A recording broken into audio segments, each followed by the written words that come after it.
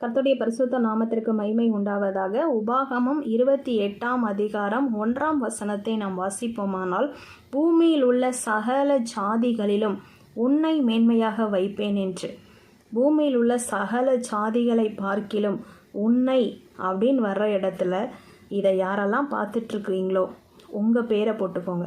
ஏசப்பா, என்ன உங்கள் பேரை சொல்லி நீங்கள் பூமியில் உள்ள சகல ஜாதிகளை பார்க்கிலும் மேன்மையாக வைக்க வல்லவராய் இருக்கிறீங்க.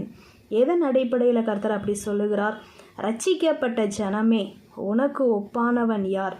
இயேசுவின் இரத்தத்தினால் கழுவப்பட்டு அவருடைய தழும்புகளினால் குணமாக்கப்பட்டிருக்கிற கர்த்தருடைய ஒவ்வொரு பிள்ளைகளுக்கும் விசேஷமாக அந்த சிலுவையில் நம்மளுக்கு கிடைத்த ரட்சிப்பை வைத்து ஆண்டவர் இங்கே சொல்லுகிறார். ரட்சிக்கப்பட்ட ஜனமே, உனக்கு ஒப்பானவன் யார்? நம்மளுக்கு ஒப்பானவர்கள், ரட்சிக்கப்பட்ட கர்த்தருடைய பிள்ளைகளுக்கு ஒப்பானவர் பூமியில் யாராலையும் கர்த்தர் ஈக்குவல் பண்ணியே காட்டல பிரியமானவர்களே. அதனால தான் சொல்கிறார், பூமியில் உள்ள சகல ஜாதிகளை பார்க்கிலும் நம்மளை எப்படி வைப்பாராம்? மேன்மையாக வைப்பார். நம்மளுக்கு இன்னும் பார்த்திங்கன்னா அந்த மேன்மை குறைந்து கொண்டே இருக்கிறது. மேன்மையில் இன்னும் பூரணப்படாத சில பேர் ஆண்டவரை நோக்கி, எனக்கு அந்த அற்புதம் கிடைக்காதா, இந்த அதிசயம் நடக்காதா, இந்த தேவை சந்திக்கப்படாதான்னு புலம்பிக்கிட்டே இருக்கிறோம் பிரியமானவர்களே. இந்த நாளில் நம்ம ஒரு முடிவு எடுக்கலாம். 28ஆம் அதிகாரம் உபாகமத்தில் சொல்லியிருக்கிறது போல், ஏசப்பா, நான் உங்கள் ஜனம், உங்கள் பிள்ளை, உங்கள் ரத்தத்தினால் கழுவப்பட்ட நீதிமான். நான் பூமியில் உள்ள சகல ஜாதிகளை பார்க்கிலும் மேன்மையாக இருக்கணும். நம்ம குடும்பத்தில், விசேஷமாக சபையில், ரட்சிக்கப்படாத புறஜாதிகள் மக்கள் மத்தியில் கர்த்தர் உங்களை உயர்த்த இந்த நாளில் சித்தம் வைத்திருக்கிறார். அதை நம்ம இழந்து போகக்கூடாது. சத்ரு அதை அறிந்து தான் ஒவ்வொரு நாளும் நம்மளோட மறைமுகமாக இருந்து சில கண்ணிகளை வைத்து நம்ம மேன்மையை பறிக்க வேண்டும் என்று திட்டமிட்டு கொண்டு இருக்கிறான். பிரியமானவர்களை, இந்த நாளில் நீங்கள் உரிமை பாராட்டி சொல்லுங்கள், ஏசப்பா, உங்கள் பிள்ளை நான், எல்லாரை பார்க்கிலும் என்னை நீங்கள் மேன்மையாக வைப்பீங்கன்னு வாக்குத்தத்தம் கொடுத்துருக்குறீங்க. அதை எங்களுக்கு நிறைவேற்றி தாங்கன்னு என்று நாம் கர்த்தரிடத்தில் கேட்கும்போது, நம்ம கேட்காமே கர்த்தர் அந்த ஆசீர்வாதத்தை நம்மளுக்கு கொடுத்துருக்கிறார். ரட்சிப்பு நம்ம கையில் இருக்குது இல்லைங்களா?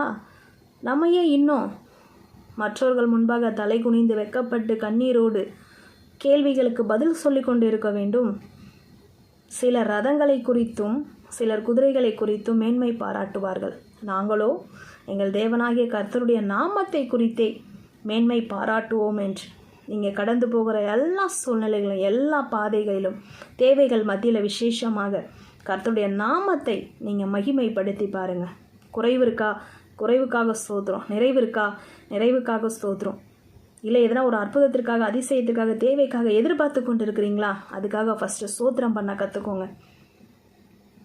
பூமியில் உள்ள எல்லாரும் ஆண்டவர் அறியாத சில பேர் அவங்களுக்கு இருக்கிற பலத்தை வச்சு மேன்மை பாராட்டுவாங்க. ஆனால் நம்ம இந்த நாளில் எது இருக்குதோ இல்லையோ, நான் என்று சொல்லாதபடிக்கு அந்த இடத்துல, ஏசப்பா, உங்கள் நாமம் என்னை கொண்டு இன்னும் மகிமைப்படும்படியாக ஆண்டவருடைய நாமத்தை எங்கெல்லாம் சூழ்நிலைகள் விரோதமாக இருக்கிற இடத்துல நீங்கள் மேன்மை பாராட்டி பாருங்கள்.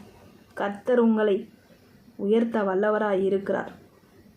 சத்ரு அதை தான் இந்த நாளில் திருடிட்டு இருக்கான். பிரியமானவர்களே, நீங்கள் கர்த்தரை பார்த்து மேன்மை பாராட்டக்கூடாது, அவருடைய நாமத்தை உயர்த்தக்கூடாது, அவருடைய நாமத்தை ஸ்தோத்திரிக்கக்கூடாதுன்னு அவன் ரொம்ப அதில் கண்ணி வைத்து கொண்டு இருக்கிறான். அதனால தான் நம்ம இன்னும் சகல ஜாதிகளை பார்க்கலும் மேன்மையாக இருக்க முடியலை.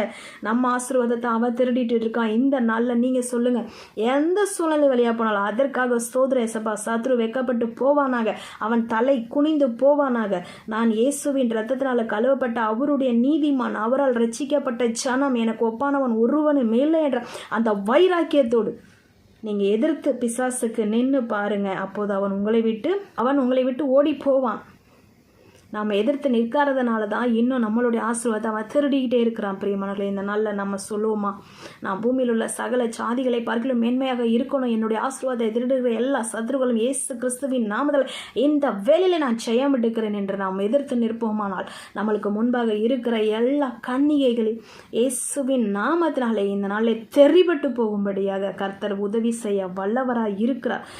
இஸ்ரேல் ஜனங்களால் யுத்தம் பண்ணப்பட்டவர்கள் கம்மி தான் போட்டிருக்கு. ஆனால் ஆண்டவரால் யுத்தம் யுத்தம் பண்ணப்பட்டவர்கள். ஆண்டவர் எப்படி யுத்தம் பண்ணார் தெரியுங்களா? கல்மலையினால் யுத்தம் பண்ணாராம். கல்மலையினால் செத்தவர்கள் அதிகம் என்று அங்கே எழுதியிருக்கு. பிரியமானவர்களே, மாம்ச புயல்லாம் வேஸ்ட்டு. கர்த்தருடைய புயம்தான் எப்பயும் வெற்றி சிறக்க பண்ணும். இந்த நாளில் கர்த்தர் உங்கள் தலையை நிமிர, இந்த நாளில் கர்த்தர் உங்களுக்கு ஜெயம் எடுக்க, பூமியில் உள்ள சகல சாதிகளை பார்க்கல உங்கள் மேன்மையாக வைக்க வல்லவராய் இருக்கிறார். அவர் கர்த்தரை ஒப்பு கொடுத்து நாம் கடந்து போகலாமா? செபிப்போம். தகப்பனே, இந்த நாளில் பூமியில் உள்ள சகல ஜாதிகளை பார்க்கலாம் எங்களை மேன்மையாக வைக்க நீங்கள் வல்லவராய் இருக்கிறீங்க. நாங்கள் செய்ய வேண்டியது எல்லா சூழ்நிலையும் உங்கள் நாமத்தை மகிமைப்படுத்தி அப்பா நாங்கள் பெற்றுக்கொள்ள வேண்டிய எல்லா ஆசீர்வாதங்களையும் பெற்றுக்கொள்ள இந்த நாளில் விசேஷமாக இதை பார்த்து கொண்டு இருக்கிற ஒவ்வொரு கர்த்தருடைய பிள்ளைகளுக்கும் நீங்கள் கொடுத்து நடத்துங்க. உங்கள் கரத்தில் ஒப்பு கொடுக்குறேன். ஆசீர்வதிங்க. இயேசுவின் நாமத்தில் பிதாவே, ஆமென். கர்த்தர் உங்களை ஆசீர்வதிப்பாராக. ஆமென்.